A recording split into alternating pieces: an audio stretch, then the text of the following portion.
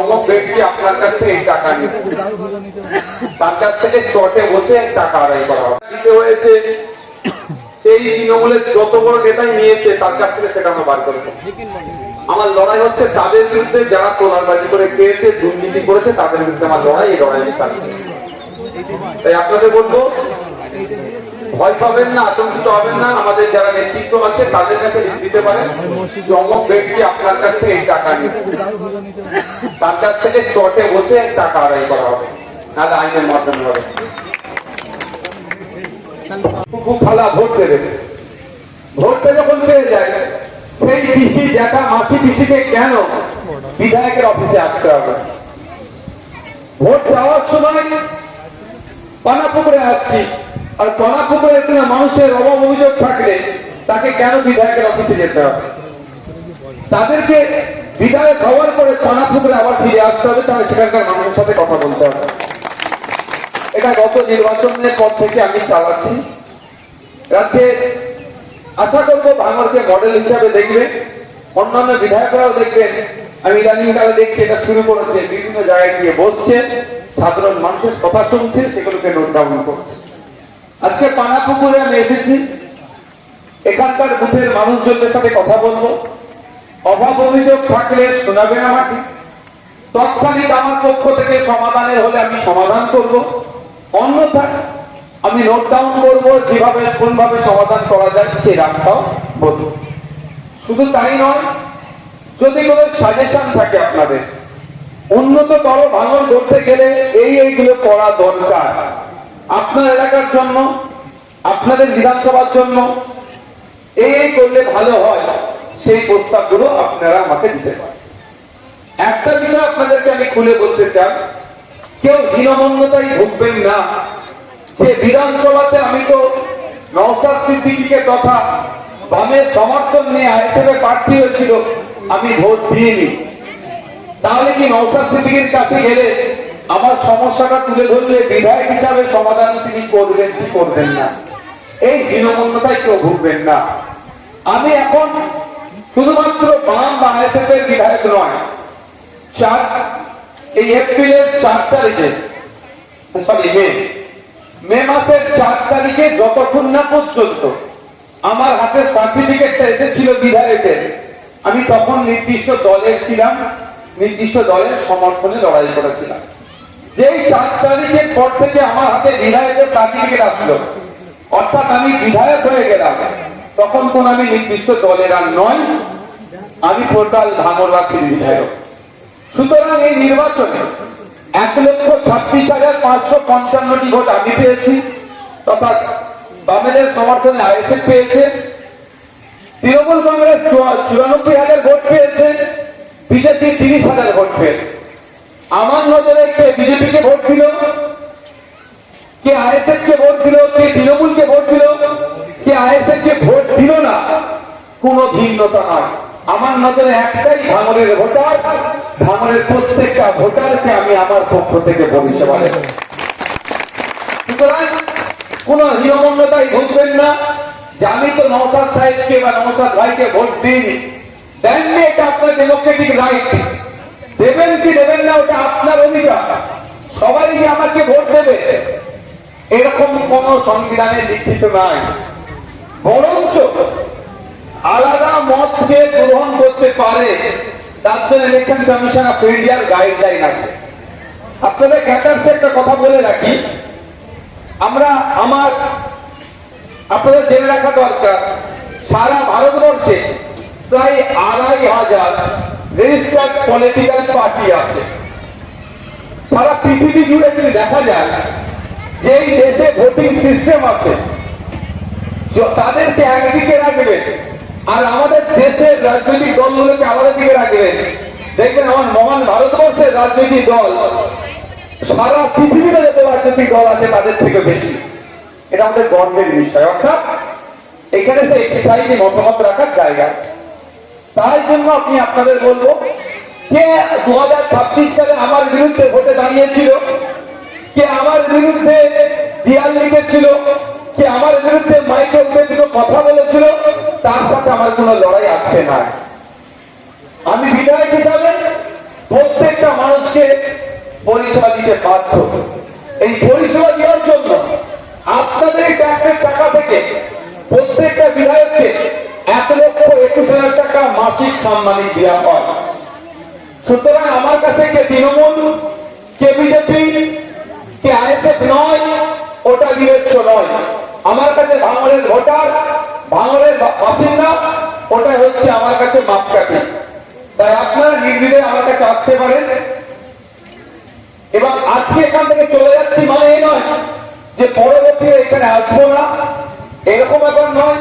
বা আজকে যারা এখানে আসতে পারলো না, পরবর্তীতে তারা আমার কাছে ধরা ছোঁয়া পাবে না, এরকম ব্যাপার নয়। আপনারা জানেন শান্তপুর অঞ্চলে মাঝেরহাট গ্রামে আমার অফিস আছে। আপনারা ওখানে কেউ যোগাযোগ করতে পারেন, বা আমার নাম্বার আমি আপনাদের দিয়ে দেবো। সরাসরি আপনারা আমাকে যোগাযোগ করতে পারেন। ভোটার হিসাবে আপনাদের বিধায়কের সাথে আপনারা আমার সাথে সরাসরি যোগাযোগ করতে পারেন। তাই যারা উপস্থিত হয়েছে, আমি এখানে বাইরে থেকে লোক নিয়ে এসে ভিড় করিয়ে প্রোগ্রাম এটা করিনি। এলাকার মানুষের সাথে কথা বলতে চাই। এলাকার মানুষ আমাকে বলুক তাদের অভাব অভিযোগগুলো। যদি ভিড় করিয়ে দিই, এলাকার মানুষ বিশেষ করে মহিলা আর বয়স্করা হয়তো আমার কাছে পৌঁছাতে পারবে না।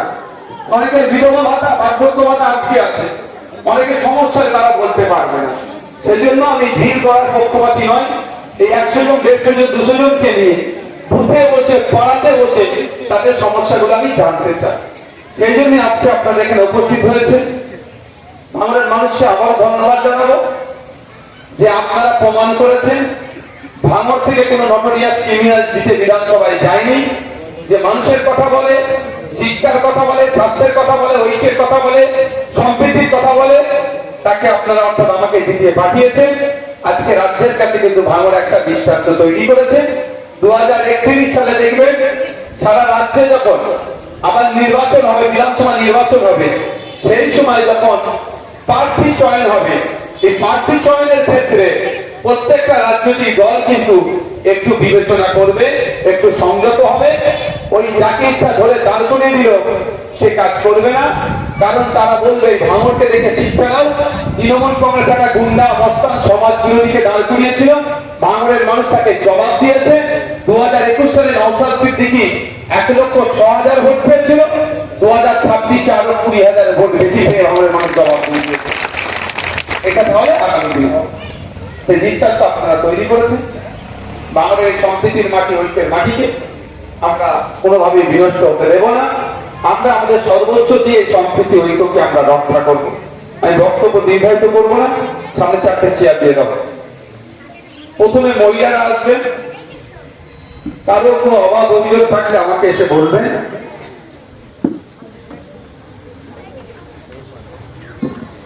তারপরে মহিলাদের হয়ে গেলে পুরুষ এসে বলে চেয়ারম্যান দিকে এই দিক থেকে মহিলারা বসবে। কোনো মহিলাদের যদি কিছু অভাব অভিযোগ থাকে আমাকে এসে জানাতে পারে।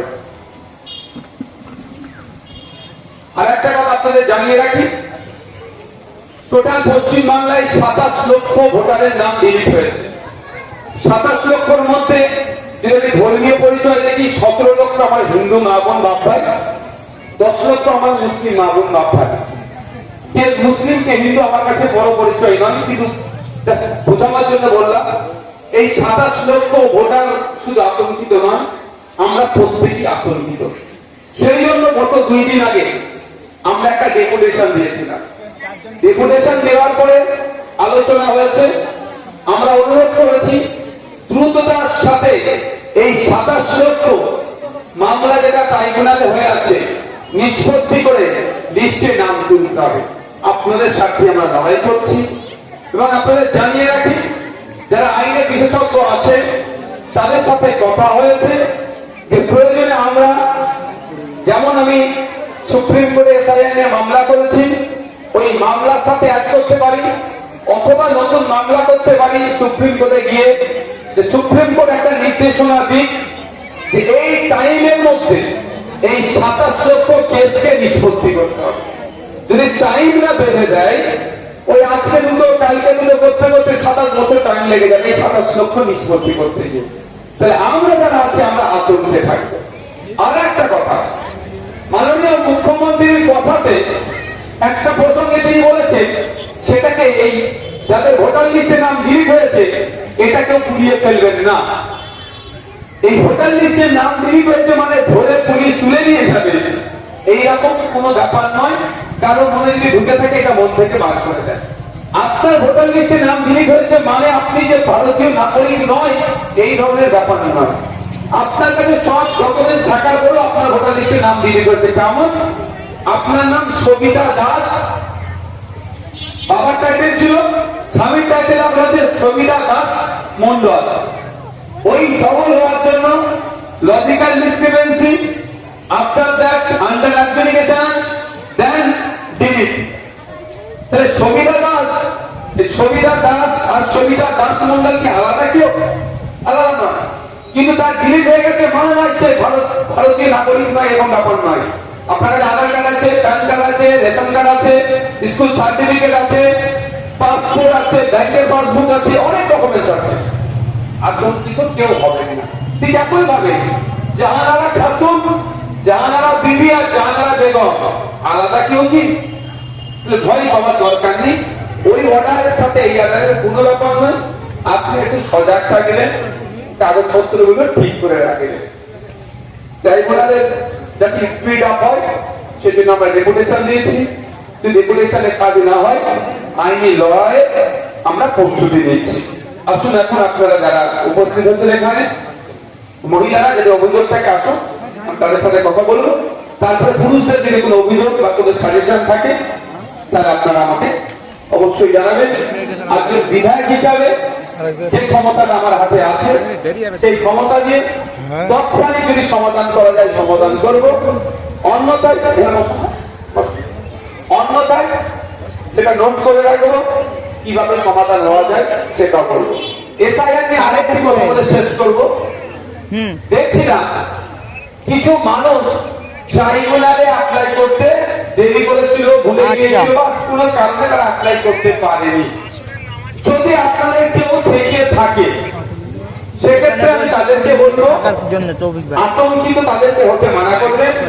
এখন যদি আপনি সাইবার ক্যাফে থেকে গিয়ে অ্যাপ্লাই করতে চান এখানে নেবে না আপনারটা, তাহলে কি করতে হবে? ডিস্ট্রিক্টে যেতে হবে, ডিএম এর কাছে, ডিস্ট্রিক্ট ম্যাজিস্ট্রেট যিনি আছেন, যেমন ডিস্ট্রিক্ট ইলেকশন অফিসার হয়ে আছেন, ডিস্ট্রিক্ট ম্যাজিস্ট্রেটকে তিনি একটা দাও দেখে দাও কি ডিএম এর কাছে গিয়ে দরখাস্ত করতে হবে, ডকুমেন্ট দিতে হবে, ডিএম সেটা রিসিভ করে কপি রাখবেন। ডিএম এর রাইট আছে তিনি অনলাইনে এটাকে ওই ট্রাইব্যুনালে এটা আপলোড করে দেওয়া। তাহলে যদি কেউ এখনো অ্যাপ্লাই করতে বাকি থাকে তাদেরকে বলবেন ডিস্ট্রিক্ট ম্যাজিস্ট্রেটের কাছে একটা দরখাস্ত জমা দিতে হবে, তাহলে তারা দায়িত্ব নিয়ে সেটাকে ট্রাইব্যুনালে পাঠিয়ে দেবে। আপনাদের কেউ থেকে থাকে এটা বলবেন। ধন্যবাদ।